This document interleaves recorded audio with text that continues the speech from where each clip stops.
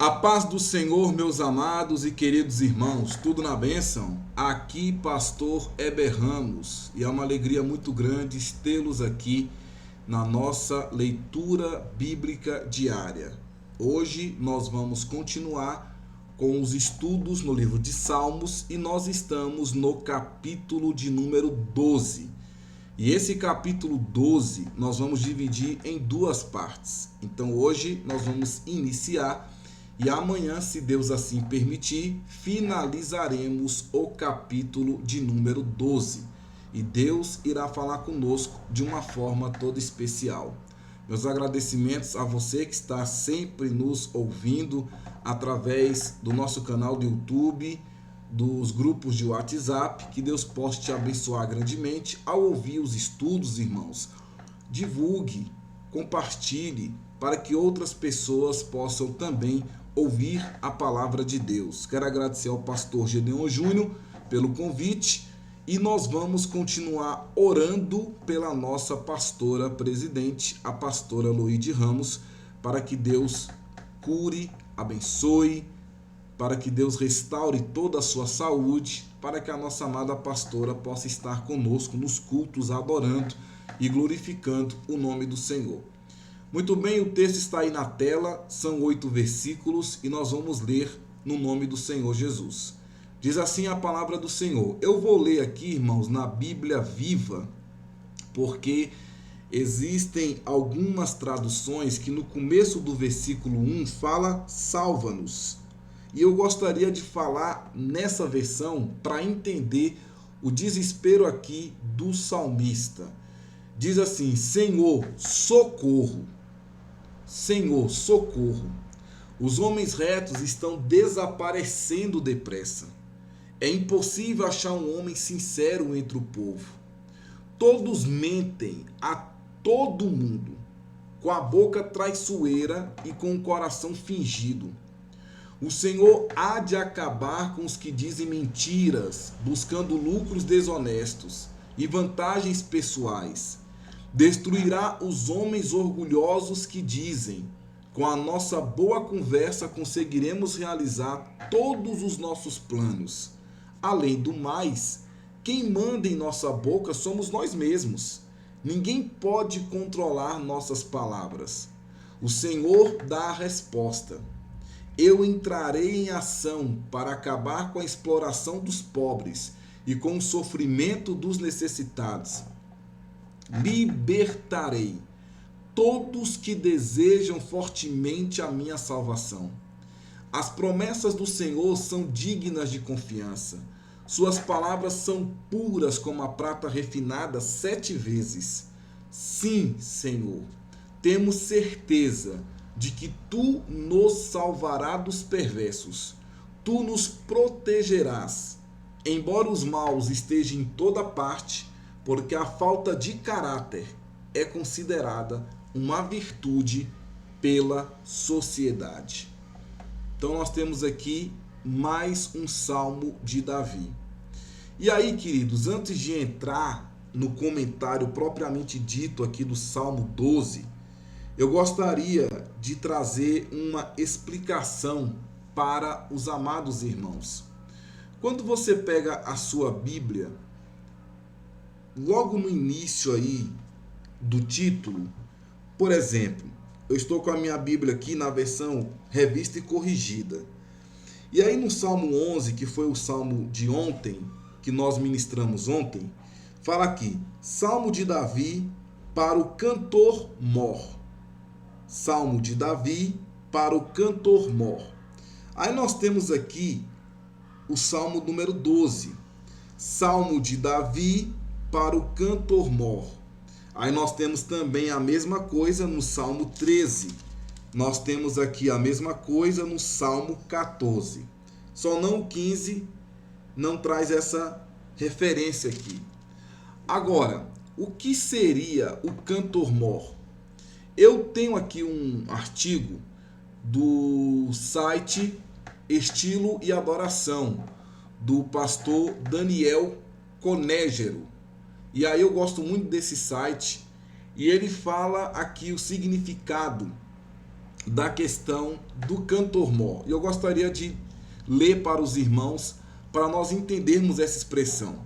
E ele diz: o cantor-mor era o líder da música na adoração de Israel nos tempos bíblicos do Antigo Testamento.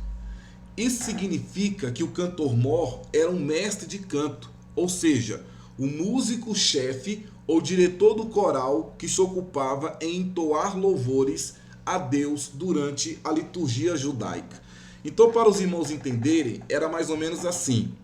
Era como se fosse, aqui eu estou falando da nossa igreja sede, como se fosse o maestro Ivan.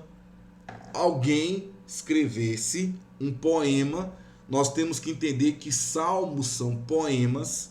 Estamos falando de poesia, uma poesia hebraica, e os salmos são poemas. Nós já explicamos que não tem só poemas, mas salmos, na sua grande maioria, são poemas.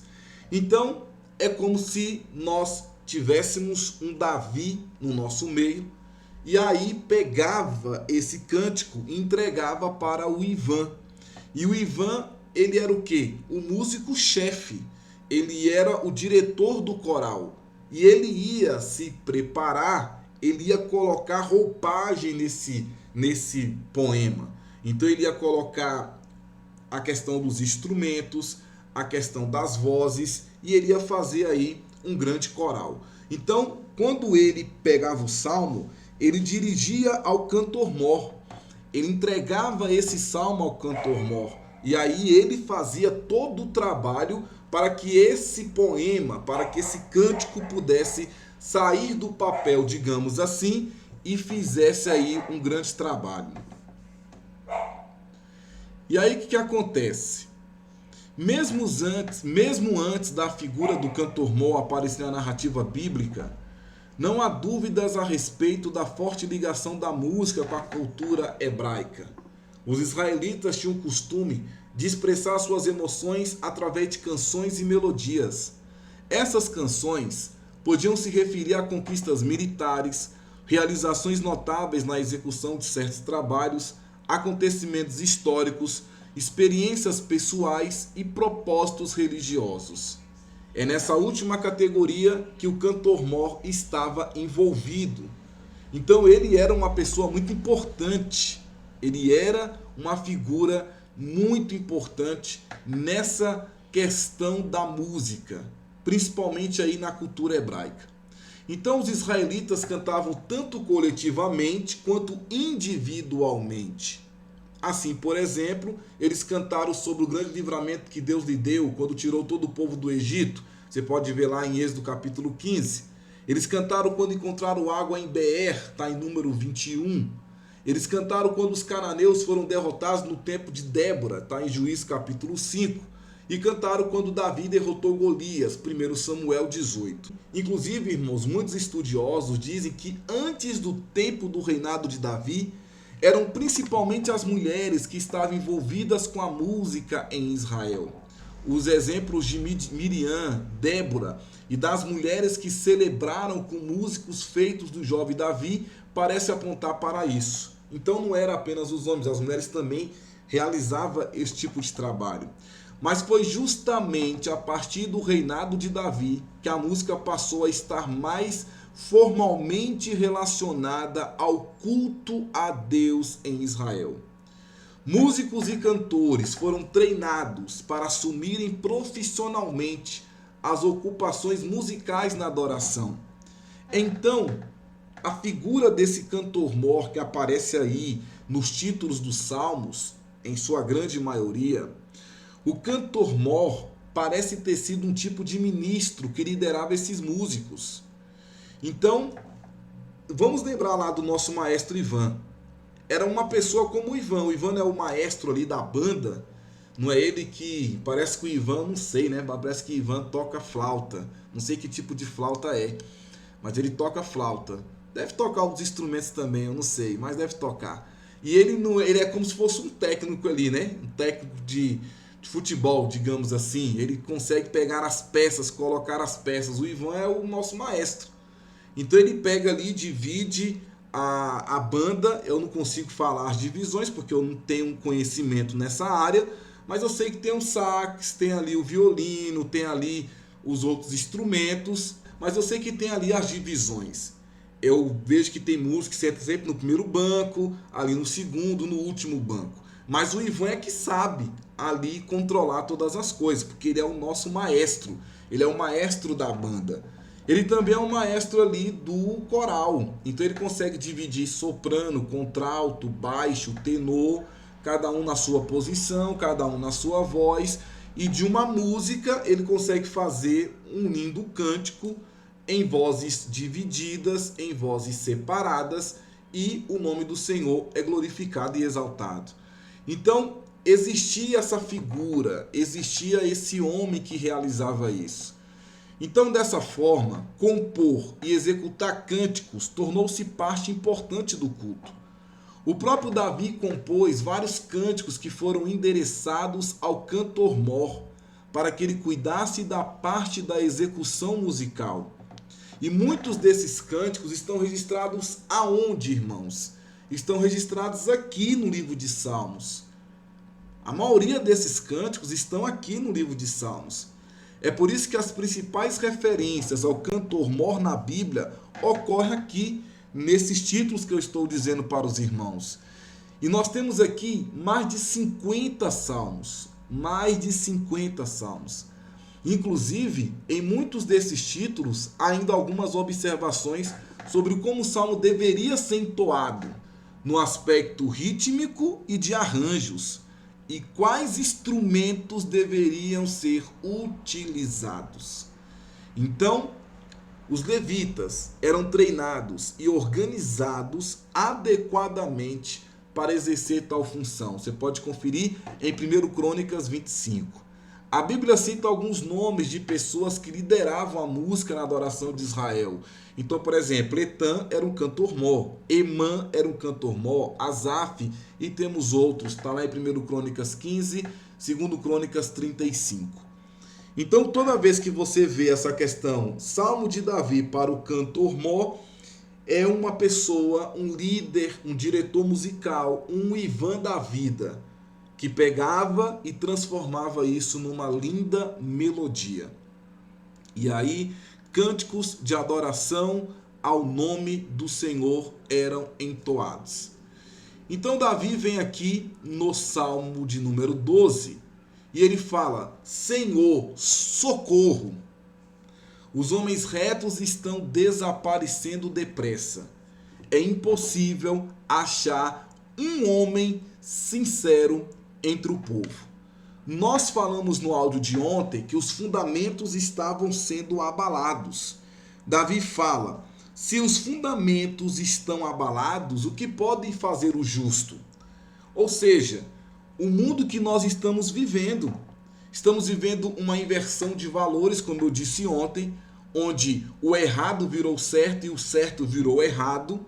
Nós estamos vendo tudo isso. Nós falamos isso ontem, corrupção e tudo aquilo que tenta tirar a credibilidade da palavra de Deus. Nós vemos tudo isso. E aqui ele está nesse mesmo contexto, irmãos. Um contexto de crise, um contexto de muita queda espiritual. Olha o que ele fala aqui: Senhor, socorro! Os homens retos estão desaparecendo depressa. É impossível achar um homem sincero entre o povo. Então, viver para Deus em um mundo enganoso pode ser uma batalha difícil e solitária. Certa vez, você vai lembrar, Elias passou por esse mesmo problema. Elias passou por esse mesmo sentimento. Ele se sentia só e ele queria morrer. A Bíblia diz que ele pede a morte. Por quê? Porque ele se sentia sozinho. Ele se sentia sozinho, mas Deus lembrou a ele que não. Ainda existiam outros 7.000 fiéis. Então o sentimento de Davi aqui é o mesmo. Ele está se sentindo só. E ele fala: Senhor, socorro! Os homens retos estão desaparecendo depressa. Onde estão os homens retos? Onde estão os homens de boa índole? Onde estão os homens honestos? Onde estão os homens de bom caráter? Onde estão os homens de pessoas com credibilidade? Onde estão esses homens? Estão desaparecendo. E ele fala, é impossível achar um homem sincero na terra. É impossível achar um homem só. É impossível achar um homem na terra. E aí, é difícil achar alguém que nunca se sentiu desesperado e perdido no nosso meio? Será que é difícil? Pensa comigo, será que é difícil achar alguém que nunca se sentiu assim? Não, irmãos.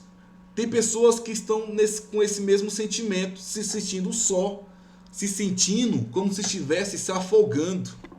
E aí os motivos são diversos, pode ser um problema financeiro, pode ser uma dor física de doença ou ferimentos, angústia emocional, uma perda muito grande, sentimentos de culpas por pecados cometidos e por aí vai. E a pessoa se sente só, isolada. Então, quando Davi escreveu o Salmo 12, ele mostrou esse tipo de desespero. Mas o seu motivo reflete uma atitude louvável que merece ser imitada por todos nós. Por quê? Porque ele procura honrar o Senhor. Ele fala, Senhor, socorro, porque já não há homens piedosos, desapareceram os fiéis dos filhos dos homens. E aí nós vamos ver o quê? Que desde ontem, no Salmo 11, ele está confiando em Deus. Ele está confiando no Senhor. E nós vamos continuar comentando esse salmo amanhã. Mas hoje é uma pequena introdução. No salmo de ontem, no capítulo 11, ele não fugiu. Ele recebeu conselhos para fugir, mas ele não fugiu. Ele falou, eu me refugio no Senhor. E aqui ele está em uma crise, não sabemos quanto tempo foi a escrita de um salmo para o outro.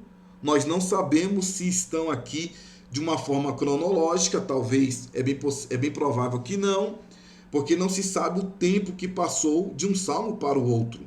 Mas o fato é, ele está escrevendo em um momento de angústia. Porque quem é que vai pedir socorro, irmãos, se não está passando por um momento de perigo? Quem é que grita socorro se não está passando por um momento de perigo? Se eu grito socorro, é porque eu estou precisando de quê? De um socorro. E se eu grito socorro é porque eu estou em quê? Em perigo. Então Davi está em perigo aqui. Senhor, socorro. Os homens retos estão desaparecendo depressa. É impossível achar um homem sincero entre o povo. Na versão corrigida, fala, salva-nos, Senhor, porque falta os homens benignos, porque são poucos os fiéis entre os filhos dos homens. Aí o versículo 2 vem falando, todos mentem a todo mundo, com a boca traiçoeira e com o coração fingido. Na corrigida fala, cada um fala com falsidade ao seu próximo, fala com lábios lisonjeiros e coração dobrado. Ou seja, não tinha verdade na boca do povo. Povo mentiroso, povo falso, um povo desonesto, um povo com coração fingido, um povo com a boca traiçoeira, um povo que mentia a todo instante, a todo momento. É isso que o salmista está vivendo. Ele está no meio de um bando de mentirosos. Ele está no meio de um bando de pessoas falsas. É o que está dizendo aqui o Salmo. E aí, queridos, eu queria tocar nesse ponto aqui. Essa questão da mentira. E aí a Bíblia diz o que, irmãos? Que os mentirosos não herdarão o reino dos céus. Apocalipse capítulo 21, versículo 8. E 1 Coríntios capítulo 6, versículo 9. Olha só, Apocalipse, eu vou até abrir aqui a palavra do Senhor, Apocalipse, e o que a Bíblia diz em Apocalipse capítulo 21, versículo 8? Apocalipse 21, versículo 8, mas quanto aos tímidos, e aos incrédulos, e aos abomináveis, e aos homicidas, e aos fornicadores, e aos feiticeiros, e aos idólatras e a todos os mentirosos, a sua parte será no lago que arde com fogo e enxofre, o que é a segunda morte. Se nós abrirmos a Bíblia em 1 Coríntios, capítulo 6. 1 Coríntios, capítulo 6, versículo 9, diz: não sabeis que os injustos não hão de herdar o reino de Deus? Em outras traduções fala: não sabeis que os mentirosos não herdarão o reino de Deus? Então presta atenção. Todos nós temos que nos policiar em relação à mentira. Eu peguei aqui alguns testemunhos da internet e eu não vou ler aqui para os irmãos todos que eu peguei, mas eu vou ler dois. Olha só o que diz aqui, ó. Quando eu mentia, eu tinha tanto orgulho de mim mesma, mas com o tempo isso começou a me destruir, me fazendo ficar angustiada e não conseguindo dormir. Eu menti sobre um menino que nem existe. Eu que inventei a existência e minha amiga conversar com ele, que nesse caso sou eu, mas ela não sabe. Por favor, peço oração, não sei o que fazer, eu preciso de orientação. Olha o outro aqui. Peço oração a todos que lerem essa mensagem, pois por questões financeiras estou sendo tentado a mentir em uma situação que envolve uma entrevista que, se eu passar, eu vou ganhar certa quantia de dinheiro e o maligno já tem plantado pensamentos ruins, como se eu não mentir, eu não vou passar e com isso eu e minha família vão passar fome. Eu tento me livrar da mentira, desses pensamentos, mas o inimigo já usou pessoas bem próximas de mim para me convencer a mentir. Ore por mim para que eu consiga vencer esta batalha. O outro aqui. Hoje decidi deixar o emprego, porque todos os dias envolvia uma mentirinha para conseguir uma visão melhor da empresa e vender um serviço. Isso me incomodou muito. Hoje tomei essa decisão. Não quero ter dinheiro e sabendo que houve algum tipo de mentira para conseguir. A mentira me incomoda demais. Me sinto muito aliviado por saber que não vou precisar mentir. E isso aqui, irmãos, é um problema muito sério que tem tomado conta de muitas pessoas. E o salmista estava vivendo nesse momento.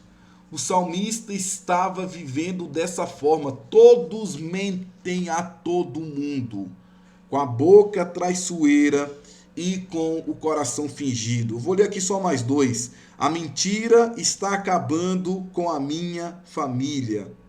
A mentira está acabando com a minha família. Olha só o que essa pessoa disse aqui.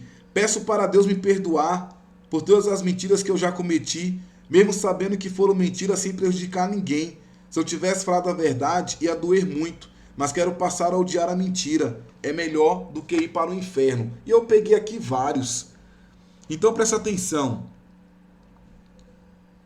Esse salmo de Davi, ele foi escrito há mais de 3.000 anos. Mas a palavra de Deus é muito atual. A palavra de Deus não desatualiza nunca. Ela é sempre atualizada. Se nós olharmos para o nosso redor, nós vamos ver que é exatamente isso. Os homens retos estão desaparecendo depressa. Todos mentem a todo mundo, com a boca traiçoeira e com o coração fingido. O Senhor, versículo 3, há de acabar com os que dizem mentiras, buscando lucros desonestos e vantagens pessoais. Destruirá os homens orgulhosos que dizem: com a nossa boa conversa conseguiremos realizar todos os nossos planos. Além do mais, quem manda em nossa boca somos nós mesmos. Ninguém pode controlar nossas palavras. Olha que terrível chegou a situação aqui de Davi. Aí eu pergunto, não está acontecendo isso aqui no nosso meio? A nossa sociedade não vive dessa forma. Com uma boa conversa a gente resolve tudo. Vamos criar uma narrativa aqui, meu amigo. Vamos criar uma narrativa e acabou. Além do mais, quem manda em nossa boca somos nós. Ninguém pode controlar nossas palavras. Nós somos donos de nós mesmos. E a gente é que fala, a gente que cria a narrativa, é a gente que cria a história e acabou. Porque são pessoas mentirosas. São pessoas com coração fingido. São pessoas com boca traiçoeira e mentem a todo mundo. Então, queridos, esse é o Salmo. Esse é o Salmo. E a gente continua amanhã. No nome de Jesus. E que Deus possa abençoar a nossa vida. E que possamos ter cuidado para sermos pessoas aprovadas pelo Senhor. Para sermos pessoas fiéis a Deus. Que nós possamos estar nesse grupo aqui, ó. Os homens retos estão desaparecendo. Mas espera aí, eu estou nesse grupo. Eu estou lá nos 7.000 de Elias lá. Ainda há 7.000 homens fiéis. Eu estou no meio dos 7.000. Você que está me ouvindo também está nesse grupo. Estamos nesse grupo aí. Nós não estamos no grupo que Davi está relatando aqui, não. E nós vamos continuar amanhã analisando o capítulo 12. Muito obrigado, que Deus te abençoe, fique com Deus. Até amanhã, se Deus assim permitir. A paz do Senhor Jesus. Amém.